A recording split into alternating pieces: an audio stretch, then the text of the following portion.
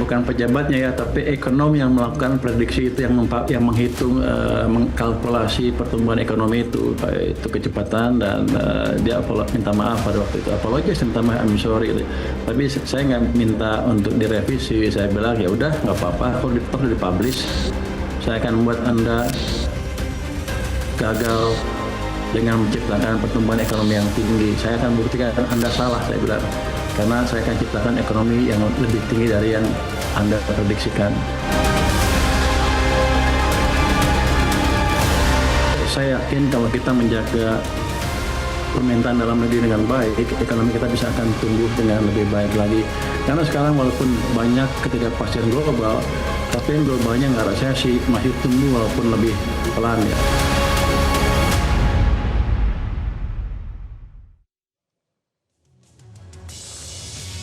Selamat malam pemirsa. Di tengah perekonomian global yang tidak menentu, Menteri Keuangan Purbaya Yudi Sadewa menegaskan Indonesia berhasil meyakinkan Bank Dunia, IMF, dan investor global bahwa ekonomi Indonesia ada di jalur yang benar. Di New York dan Washington DC, Amerika Serikat, Menteri Keuangan Indonesia menyatakan dunia percaya kepada Indonesia.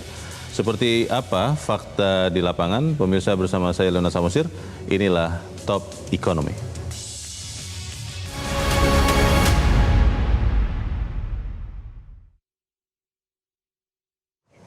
Dalam berbagai pernyataan resmi dan wawancara, pemirsa, Menteri Keuangan Purbaya Yudi Sadewa mengungkapkan tim ekonom Bank Dunia meminta maaf kepada Indonesia terkait proyeksi pertumbuhan ekonomi Indonesia tahun 2026 di bawah 5%. Dalam wawancara di Metro TV, Menteri Keuangan Purbaya Yudi Sadewa mengungkapkan dalam pertemuannya dengan Bank Dunia pekan lalu di Washington DC, Amerika Serikat, Bank Dunia meminta maaf kepada Indonesia terkait proyeksi pertumbuhan ekonomi Indonesia tahun 2026 di level 4,7%. Menteri Keuangan mengatakan proyeksi tersebut meleset.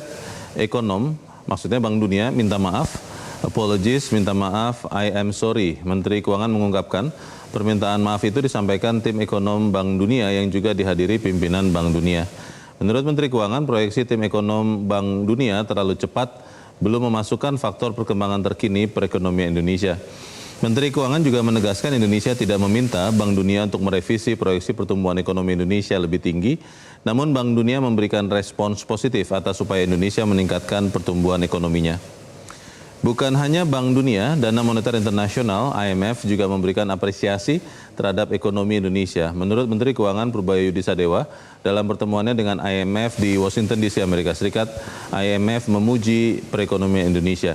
Menteri Keuangan mengatakan IMF memuji Indonesia sebagai salah satu bright spot dalam perekonomian global karena fundamental ekonominya yang kuat.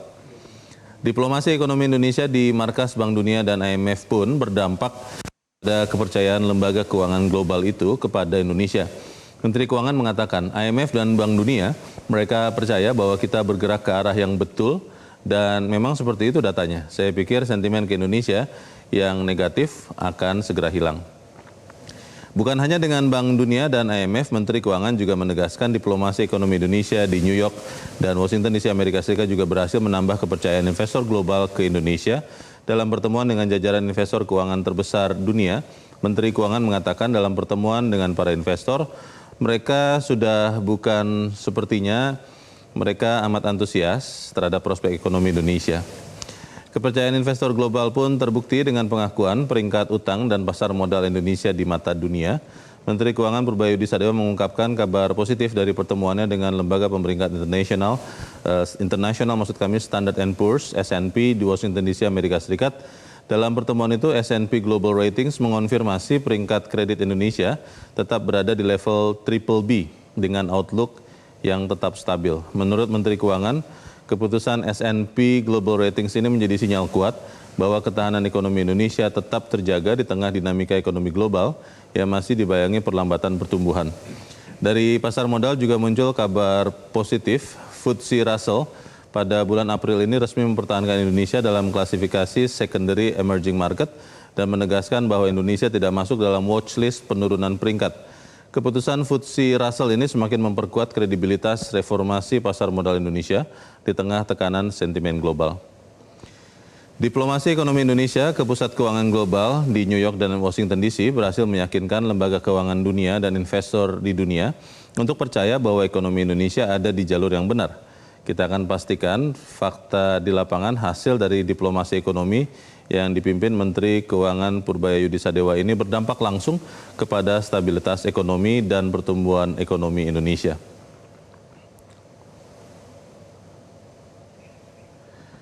Dan pemirsa, tetaplah bersama kami, Top Ekonomi, investor global percaya Indonesia akan segera kembali, tetaplah bersama kami.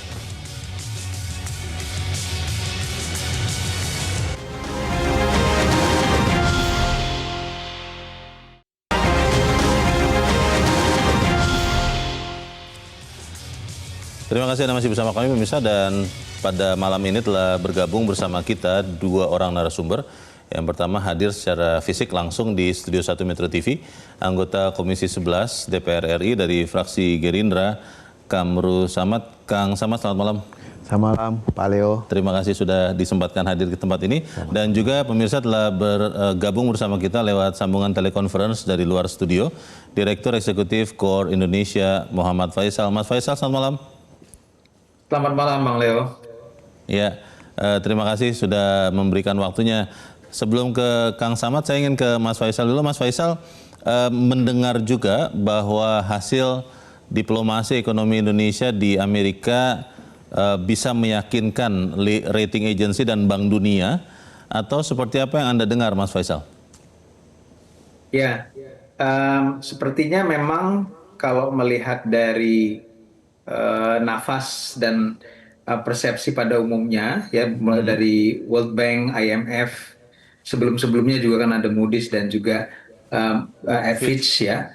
Jadi punya catatannya memang agak kurang baik ya terhadap kondisi stabilitas makro kita lah ya pada umumnya ya. Okay. Nah, tapi kemudian dengan kedatangan Menteri Keuangan dan juga rombongan memberikan penjelasan, sepertinya memang ada penjelasan yang cukup masuk akal untuk mereka terima, walaupun not necessarily kemudian mengubah proyeksi. Nah, karena pikir pada saat yang sama respon daripada Menteri Keuangan juga cukup baik ya. Maksud saya itu tidak meminta untuk mengubah proyeksi, tapi membuktikan. Jadi akan membuktikan. Nah, ini yang saya pikir penting ya, karena kepercayaan itu kan pada dasarnya itu trust is earned ya, bukan forced ya.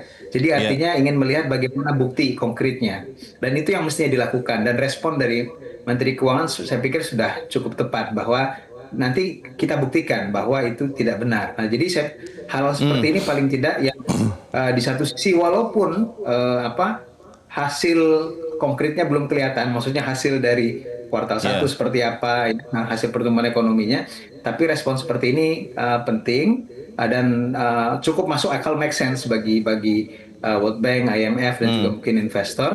Di sisi yang lain pemerintah juga tidak memaksakan ya, tapi memang harus membuktikan bahwa memang kita pada dasarnya, kalau memang pada dasarnya makroekonomi kita masih relatif kuat walaupun dalam kondisi perang, nah itu yang kemudian dibuktikan gitu. Baik. Para pemirsa, memang kami sudah hampir berhasil mendatangkan Dirjen Strategi Ekonomi dan Fiskal Kementerian Keuangan, Febrio Kacaribo, tapi beliau berhalangan hadir. Tapi saya ingin bertanya ke Kang Samad. Kang Samad, kalau apa yang terjadi di Amerika, itu kan Menteri Keuangan mengatakan berhasil memberikan penjelasan kepada lembaga pemeringkat di sana, ada Standard & Poor's, kemudian juga kepada Bank Dunia, kepada IMF, tentang langkah-langkah pengelolaan kondisi fiskal, terutama anggaran dari negara. Kalau Anda melihat ini sesuatu yang serta-merta akan mendatangkan investasi asing ke Indonesia lagi, atau memang ini perlu ditindaklanjuti dengan langkah lanjutan, misalnya kalau ada efisiensi, ya harus lebih dikonkretkan lagi, atau yang memang masih bisa diefisienkan harus diefisienkan lagi. Bagaimana Kang Samad? Bang Leo, saya kira yang pertama kita mesti mengapresiasi upaya pemerintah untuk melakukan diplomasi ekonomi. Dan memang seingat kami ada forum tahunan yang melibatkan lembaga-lembaga keuangan internasional yang selalu dilaksanakan di Amerika Serikat dan Spring meeting nih ya? Iya, biasanya dihadiri oleh otoritas fiskal, moneter dan juga mikroprudensial, sehingga dari situlah juga dimanfaatkan untuk memperkuat lagi kerjasama dengan berbagai macam lembaga-lembaga keuangan maupun lembaga yang selama ini memberikan peringkat atau menjadi rujukan oleh para investor untuk menempatkan investasinya di kawasan, di sebuah negara, dan itu sangat penting. Dan kalau kita mendengar tone-nya yang disampaikan oleh Menteri Keuangan, maka tentu ini sesuatu yang sangat positif, bahwa kita perlu waktu untuk membuktikan kepada dunia bahwa fundamental ekonomi Indonesia itu cukup baik dan arah kebijakan on the right track. Nah, apa saja yang on the right track, apa saja fundamental yang membuat kita kuat di tengah goncangan yang begitu banyak, ini semuanya perlu waktu untuk membuktikan karena kita baru memasuki di kuartal kedua di tahun ini. Dan kita cukup optimis karena kalau melihat data investasi di 2025 itu ada peningkatan di 12,7% year on year-nya dibanding 2024. Investasi 2024, Bang Leo. Ini secara total ya? Iya, secara total. PMA-nya lebih kurang 900 triliun dari 1.900 atau sekitar 46, sekian persen. Hampir separuh. Itu artinya kepercayaan investor global untuk Indonesia mengalami peningkatan. Dan itu memang didominasi oleh 5 negara yang sumbernya misalnya Singapura, Hong Kong, China, kemudian Malaysia juga masuk di top 5, Bang Leo, dan juga Jepang. Nah, ini berarti sudah on the right track kebijakan pemerintah. Nah, tinggal memang beberapa hal yang harus kita benahi yang Bang Leo sampaikan tadi. Misalnya ICOR kita yang masih tinggi. Itu adalah efisiensi modal ya untuk pembangunan ya? Iya, beberapa faktor indikator tentu pertama yang harus kita terus lakukan adalah birokrasi kita yang dinilai masih rumit. Ini sudah mulai dilakukan Menteri Keuangan juga, ini bottlenecking ya? Bottlenecking dan membentuk Satgas P2SP namanya kalau tidak salah, dan mereka melakukan terus sidang-sidang penyelesaian masalah. Kang Samad? Saya dengar ada 40 lebih kasus pengaduan dan bisa dieksekusi dengan terukur, terrealisasi karena melibatkan kementerian dan lembaga yang memang ada tim task force-nya untuk itu, ada satgasnya, ada bottlenecking itu. Dan itu menurut saya sangat tepat untuk dilakukan karena kendala utama selain birokrasi yang rumit memang juga ada masalah misalnya kualitas SDM kita yang masih rendah. Itu kemudian diintervensi oleh pemerintah melalui penyediaan sarana pendidikan, sekolah unggulan bagi masyarakat kelas bawah disiapkan sekolah rakyat, bagi yang kekurangan gizi disiapkan makan gizi, MBG dan seterusnya. Ini adalah komitmen kita supaya kita bisa mengatasi permasalahan tersebut sehingga ICOR kita itu bisa lebih baik. Sekarang kan di 6 sampai 7 di 2023 terakhir ini. Baik. Itu Bang Leo. Baik, terima kasih Kang Samad. Mas Faisal, mungkin untuk Mas Faisal, Kang Samad dan saya, kita mungkin paham ya apa sih makna dari country rating kepada ekonomi suatu negara. Tapi secara sederhana, Mas Faisal, ini kan kita untuk Moody's dan Fitch tetap investment grade, tapi untuk outlook-nya dari stabil ke negatif. Tapi Standard & Poor's menurut Pak Purbaya itu mempertahankan di triple B.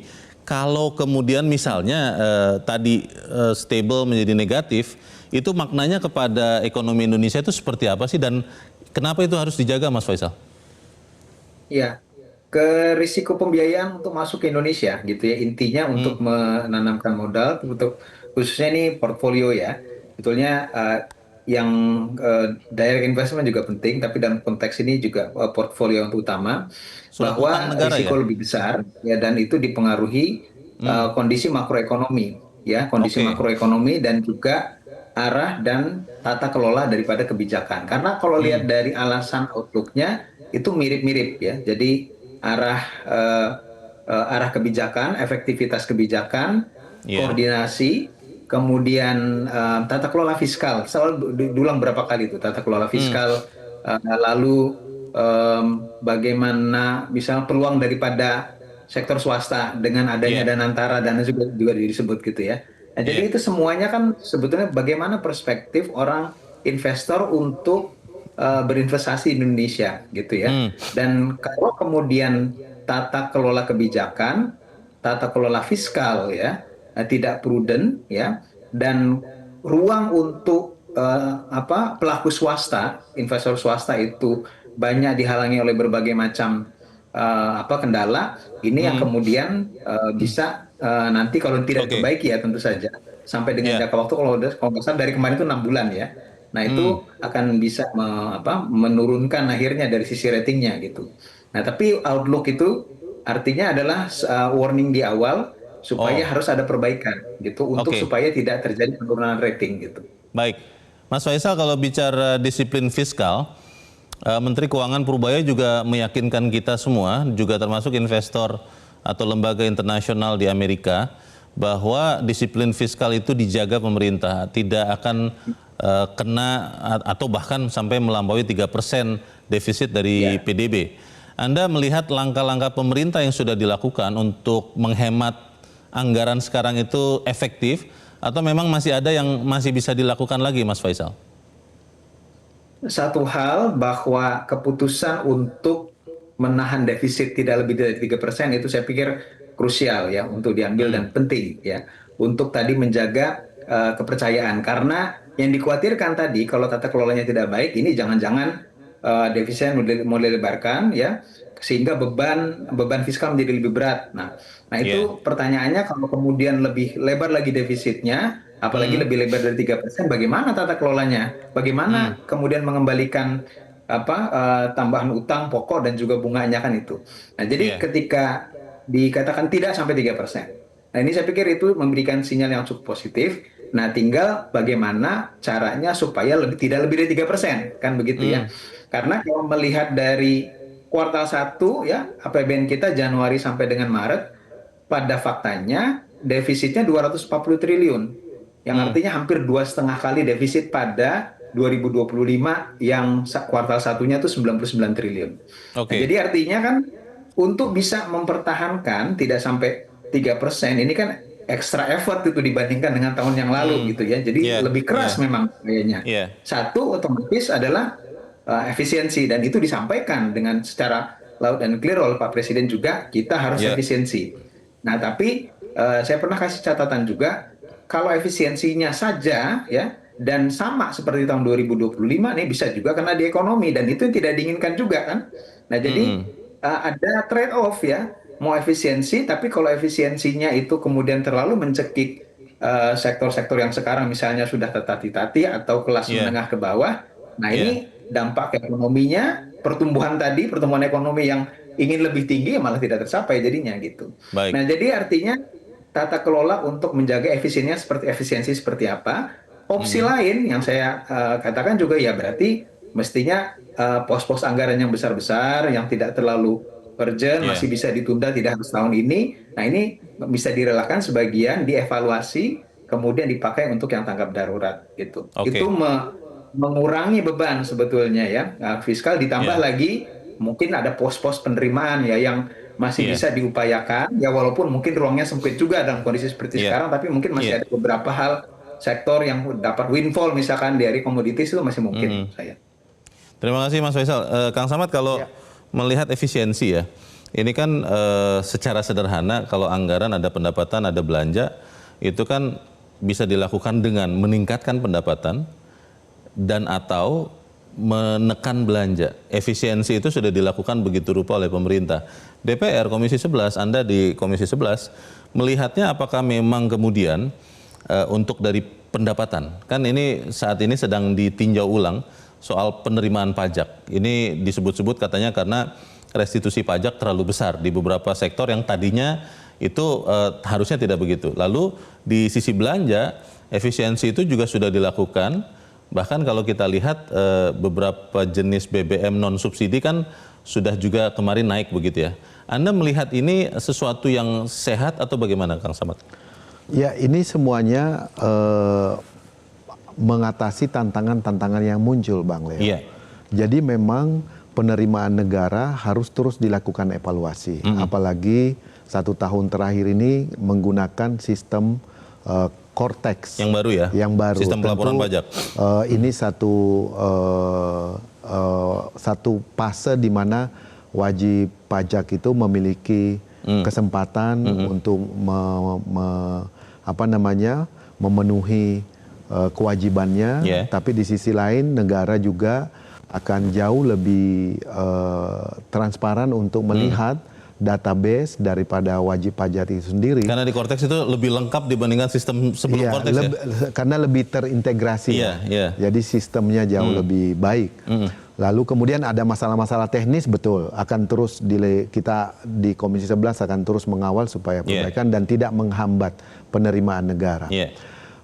Kemudian dari sisi belanja memang saya kira pemerintah di dalam undang-undang APBN, Bang Leo, APBN yang ditetapkan, APBN 2026 ini yang ditetapkan pada bulan September 2025, memang ada satu pasal yang sudah disetujui pemerintah dan DPR pada waktu itu untuk memberi kewenangan kepada pemerintah melakukan penyesuaian jika diperlukan. Jadi penyesuaian meliputi bisa relokasi, bisa pengurangan, bisa penyesuaian sesuai dengan kebutuhan dan tantangan yang Itu maksudnya ada. bisa dilakukan pemerintah, tidak harus konsultasi dulu dengan DPR? Dengan mengkonsultasikan alat kelengkapan dewan yang terkait. Jadi misalnya dengan badan anggaran dan seterusnya. Jadi atau dengan komisi masing-masing, dengan mitra kementerian dan lembaga masing-masing. Jadi kita sudah mengantisipasi karena kita udah prediksi bahwa dalam situasi seperti ini penuh uncertainty. Jadi supaya untuk memudahkan pemerintah lebih agile menghadapi volatilitas yang terus terjadi di tengah gelombang ekonomi saat ini. Kita memang Kang Samad dan Mas Faisal dan pemirsa juga harus melihat bahwa gejolak di ekonomi dunia termasuk Indonesia itu disebabkan karena krisis di Timur Tengah. Saat ini saat kita berdiskusi ini antara Iran dan Amerika Serikat, kita belum tahu ujungnya. Bagaimana kalau kemudian krisis itu memberikan tekanan tambahan bagi BBM atau energi di Indonesia? Tetap bersama kami, Top Ekonomi segera kembali.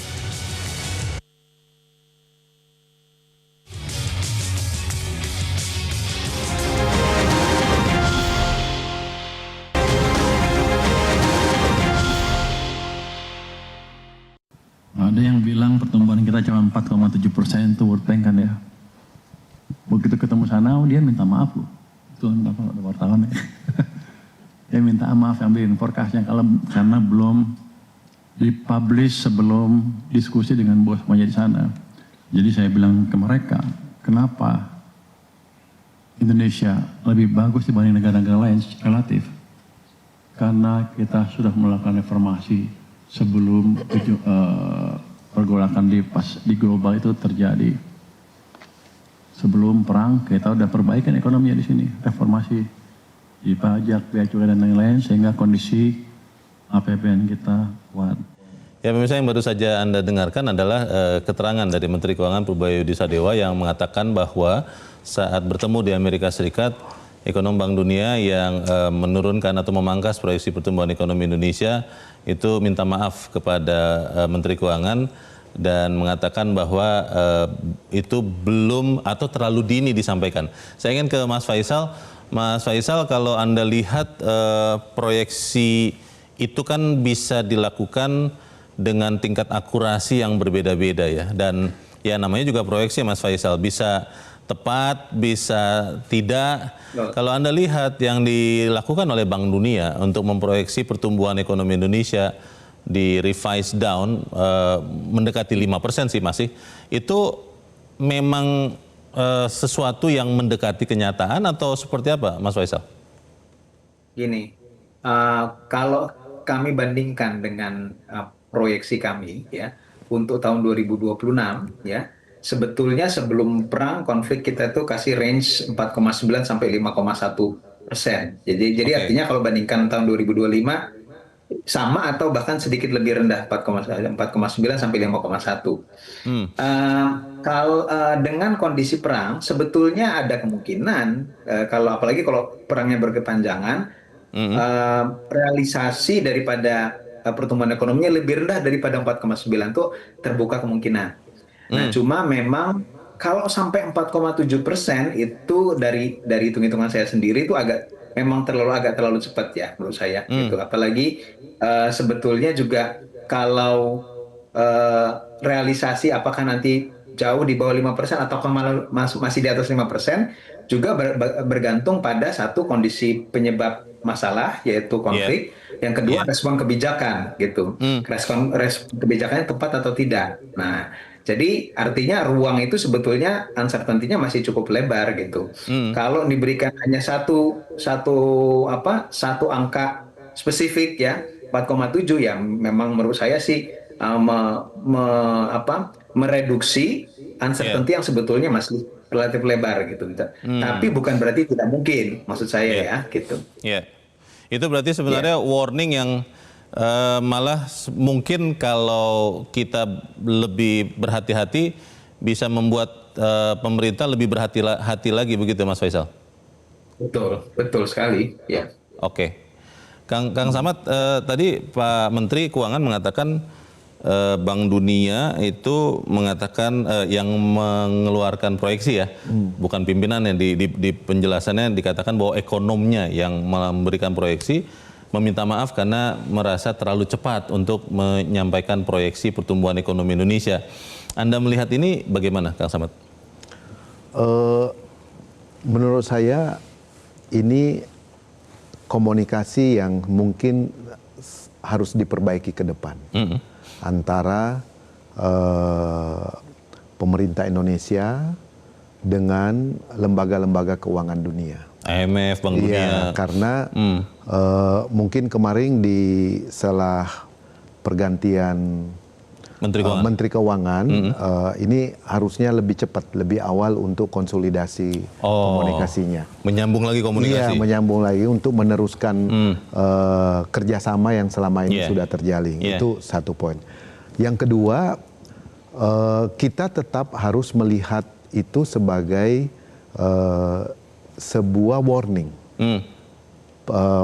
Perubahan proyeksi pertumbuhan ekonomi Indonesia oleh Bank Dunia kita anggap sebagai satu warning kepada kita supaya kita lebih siap mengantisipasi kemungkinan yang akan terjadi tahun ini. Nah, sehingga arah kebijakan ekonomi kita termasuk tadi fiskal kita betul-betul harus dioptimalkan supaya spending better yang menjadi komitmen kita bersama antara pemerintah dan DPR betul-betul bisa terwujud sehingga produktivitas sebagai prioritas ekonomi kita bisa kita tingkatkan. Kemudian yang tidak kalah penting lagi Bang Leo itu koordinasi antar kementerian dan lembaga di lingkungan pemerintah harus terus ditingkatkan supaya memiliki kesamaan persepsi terhadap arah kebijakan kita. Misalnya fokusnya kita ke sektor ketahanan pangan, sektor ketahanan energi, kemudian menarik investasi melalui Danantara, melalui lembaga pengelola investasi LPI atau INA Bang Leo kan, dan seterusnya. Nah, kerjasama ini, koordinasi ini harus terus ditingkatkan ke depan supaya kita bisa meyakinkan kepada investor global bahwa birokrasi Indonesia itu jauh lebih efektif sekarang ini. Nah, sehingga mereka lebih aware untuk menanamkan modalnya di dalam negeri. Ini yang utama Bang Leo. Jadi memang kalau setiap tahun kan biasanya IMF World Bank itu 2 kali setahun tuh Kang Samad, ada spring meeting, ada winter meeting ya, yang saya beberapa kali pernah ikut hadir. Itu artinya juga disempatkan lah ya untuk hadir, harus berkomunikasi di sana. Harus, karena jangan sampai permintaan maaf ini bukan pada substansinya, tapi pada cara komunikasinya. Mestinya misalnya sebelum di-announce ke publik, dia menyampaikan dulu secara ofisial misalnya ke pemerintah Indonesia misalnya gitu. Nah itu yang tidak dilakukan, langsung di-announce ke publik. Nah ini jadi kita harus melihat hal-hal baik yang sifatnya teknikal maupun yang sifatnya substansi. Itu sebaiknya dilakukan seperti itu ya. Mas Faisal, kalau kita lihat proyeksi Bank Dunia itu berbanding terbalik dengan Bank Pembangunan Asia. Kalau saya kutip datanya, Asian Development Bank malah meyakini dari sebelumnya memproyeksi ekonomi Indonesia tumbuh 5,1% tahun ini, direvisi sedikit menjadi 5,2%.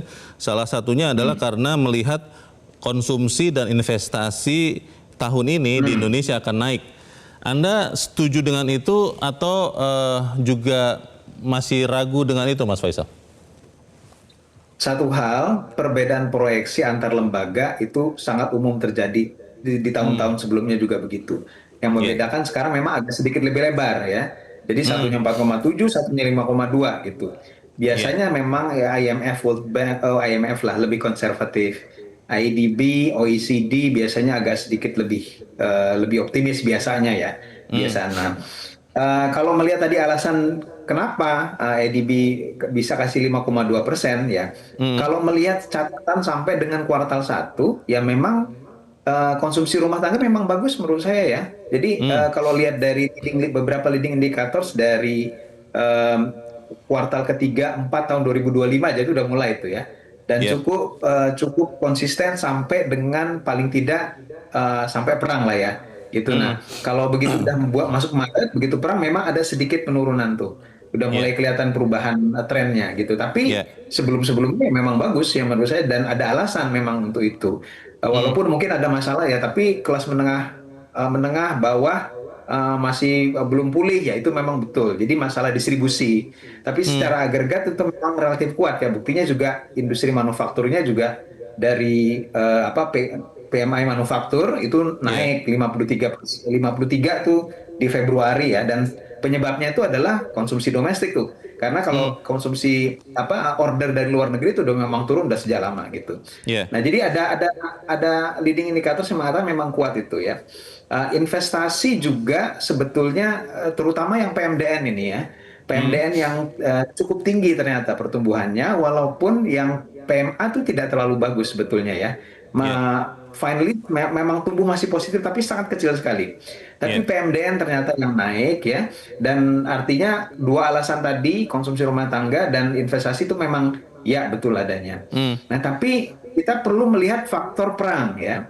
Karena ini bisa jadi ada perubahan yang cukup signifikan setelah perang gitu ya.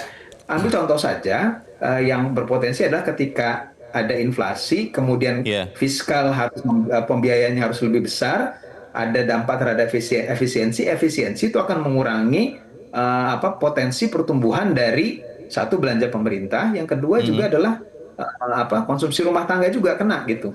Nah jadi faktor itu tetap akan harus dipertimbangkan ya.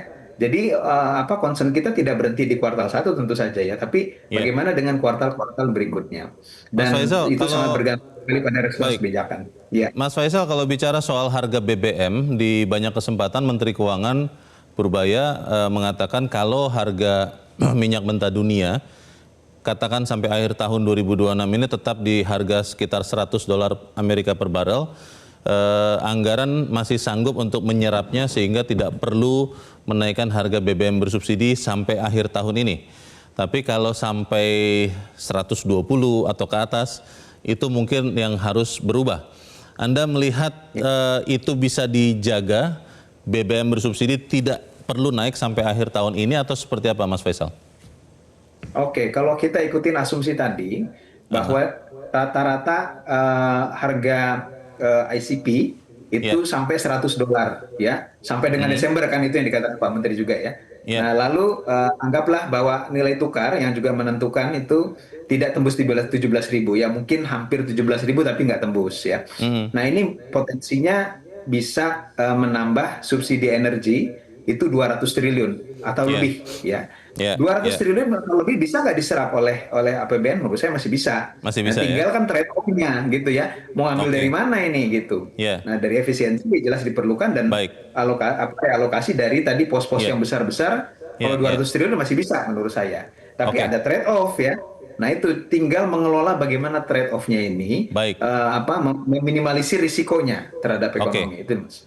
Kang Samad, di berbagai kesempatan Menteri Keuangan mengatakan keuntungan Indonesia tahun ini adalah ada sisa anggaran lebih sekitar 400-an triliun yang tadi dibilang Mas Faisal kalau ada tambahan subsidi energi sekitar 200 triliun itu masih bisa diserap. Anda melihat ini masih cukup aman untuk budget tahun ini atau memang Komisi 11 melihat pemerintah juga harus membuka opsi untuk melakukan perubahan mungkin di APBN perubahan namanya begitulah dengan signifikan? Bang Leo, jadi kita udah lakukan simulasi ya dengan Menteri Keuangan dengan harga ICP misalnya di posisi $100 per barrel average-nya kira-kira begitu sampai dengan Desember itu relatif masih aman. Tidak perlu naik harga BBM bersubsidi? Tidak perlu harga BBM subsidi karena juga kita menghitung pengguna BBM subsidi ini kan banyak turunannya. Misalnya layanan kereta api, kemudian layanan ASDP, layanan Pelni, layanan Damri. Itu ratusan juta rakyat kita setiap tahun menggunakan layanan transportasi itu baru di moda transportasi dan di situ menggunakan BBM bersubsidi dan itu harus kita hitung multiplier efeknya, Mas. Dan itu rata-rata masyarakat menengah ke bawah yang menggunakan segmen moda transportasi tersebut.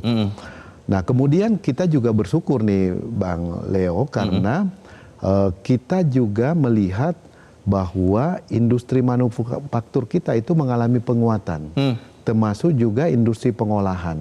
Dari itu kemudian kita bisa lihat angkanya sampai dengan 2025 ekspor kita juga mengalami peningkatan. Nah, kalau ini terus kita bisa jaga kontinu sampai dengan akhir kuartal keempat atau kuartal keempat tahun ini, maka saya yakin ekonomi kita tetap akan tumbuh di atas 5%. Itu sesuai dengan harapan di dalam undang-undang APBN. Tapi kita. Kang Samad, kalau ini saya mengatakan kalau ini amit-amit ya. Kalau konflik di Timur Tengah itu ternyata agak panjang nih, kan tadinya kita berharap bahwa ini akan segera selesai. Kemarin gencatan senjata akan diikuti dengan kesepakatan damai yang permanen, tapi ini kan kita masih serba tanda tanya ini ujungnya seperti apa. Kalau misalnya konfliknya itu panjang, kan bisa jadi harga minyak mentah jangan-jangan nggak hanya 100 nih, bisa naik lebih tinggi lagi. Bagaimana Kang? Bang Leo, kalau kita lihat 2 bulan lebih konflik ini terjadi. Ya sudah 2 bulan kurang lebih. Iya, itu kan naik turun. Harga minyak mentah. Iya, itu kalau turun itu juga pengaruh positif terhadap beban fiskal kita. Nah itu jadi konflik bisa saja berkepanjangan, tetapi situasinya kan bisa terjadi perundingan, bisa terjadi gencatan senjata, lalu kemudian deadlock, tidak ada hasil atau titik temu untuk jangka panjang.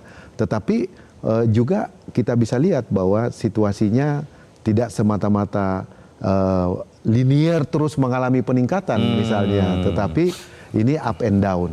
Nah sehingga dan semua pihak bekerja untuk bisa mengkanalisasi persoalan ini supaya tidak melebar di kemana-mana misalnya atau hanya untuk 1 atau 2 negara, tidak melebar atau melibatkan banyak kawasan lainnya. Kemudian Bang Leo, yang harus kita cermati memang adalah penggunaan APBN kita, fiskal kita. Ini yang kita harus terus kawal. Kenapa demikian? Karena inilah kekuatan hari ini yang bisa menjadi stimulan ekonomi kita. Dan investasi dalam negeri melalui kebijakannya Menteri Keuangan misalnya menempatkan dana di perbankan beberapa waktu yang lalu, itu dalam rangka untuk mendorong supaya investasi dalam negeri bisa menjadi faktor pendorong bagi ekonomi kita. Nah, kedepannya walaupun itu di-exercise terus, dilakukan evaluasi, belum efektif ditarik lagi, kemudian dicari formula yang lebih tepat lagi, supaya dunia usaha kita bisa tumbuh, sehingga dunia usaha tidak karena dunia usaha sangat menentukan berapa besar penciptaan lapangan kerja baru, berapa besar target pertumbuhan ekonomi kita, kemudian berapa besar dampak terhadap kekuatan fundamental ekonomi kita. Ini dunia usaha sangat penting. Kang Samad dan Mas Faisal dan pemirsa, satu yang juga tadi sudah disebut oleh Mas Faisal yang sangat berpengaruh adalah faktor nilai tukar rupiah terhadap dolar. Bagaimana ini bisa kita maintain? Tetap bersama kami, Top Ekonomi segera kembali.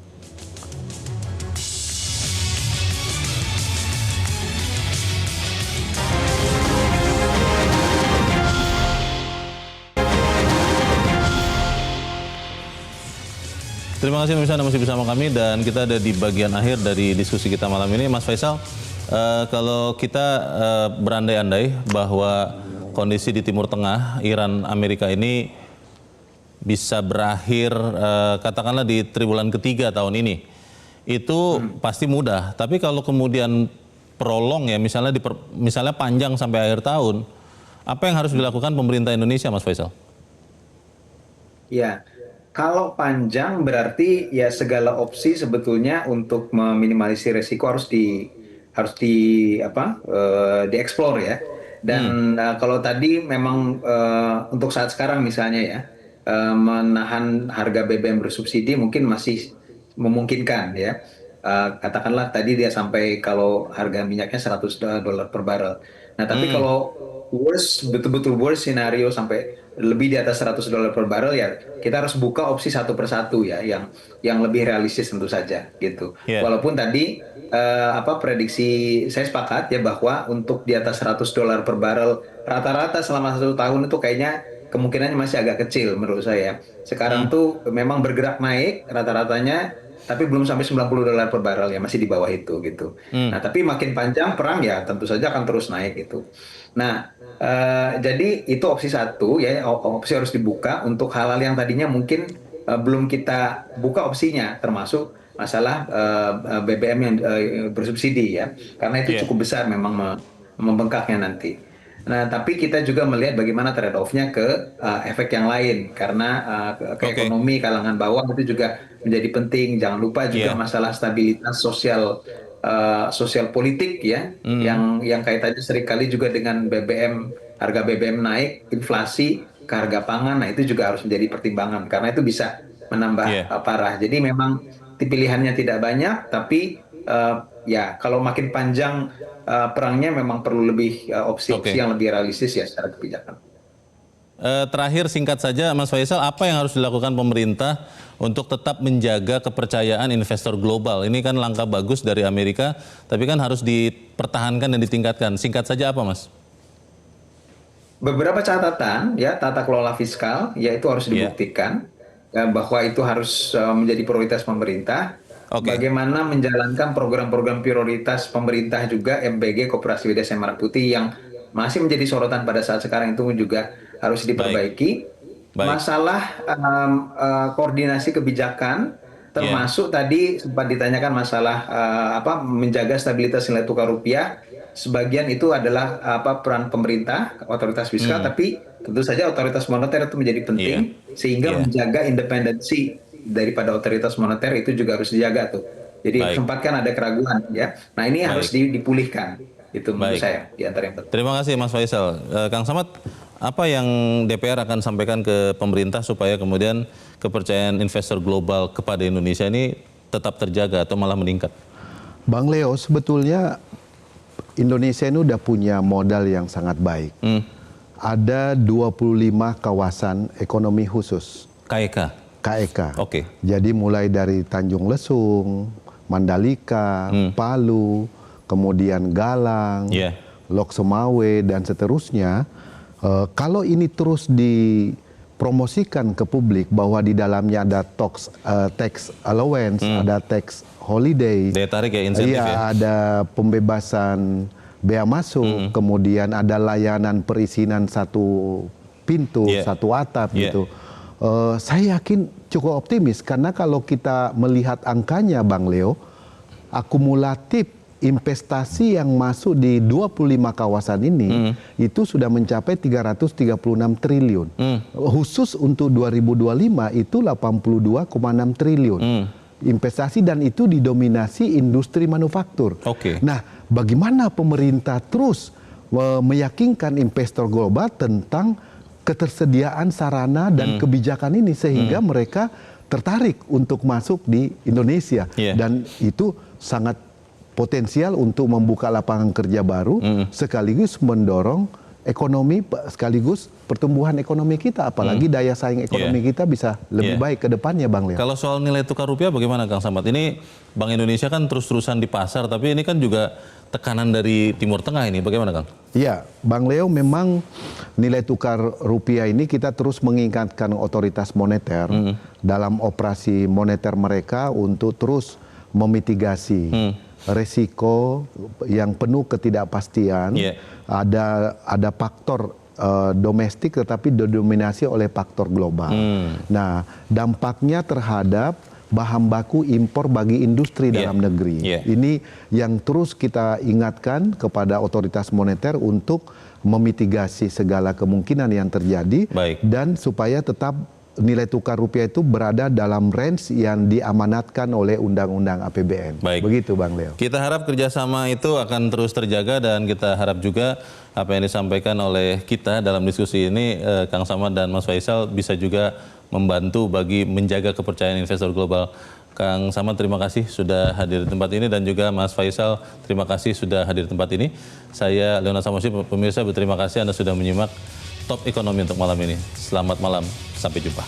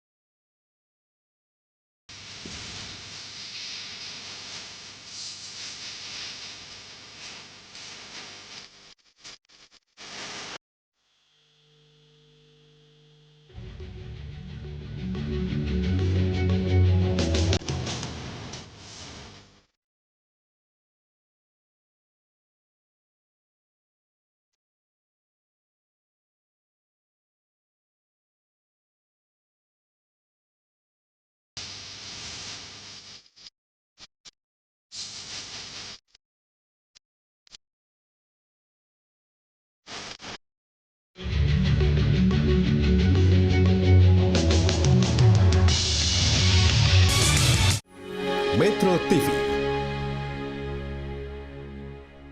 Jelajahi cara baru mendapatkan informasi. Download Metro TV Extend sekarang.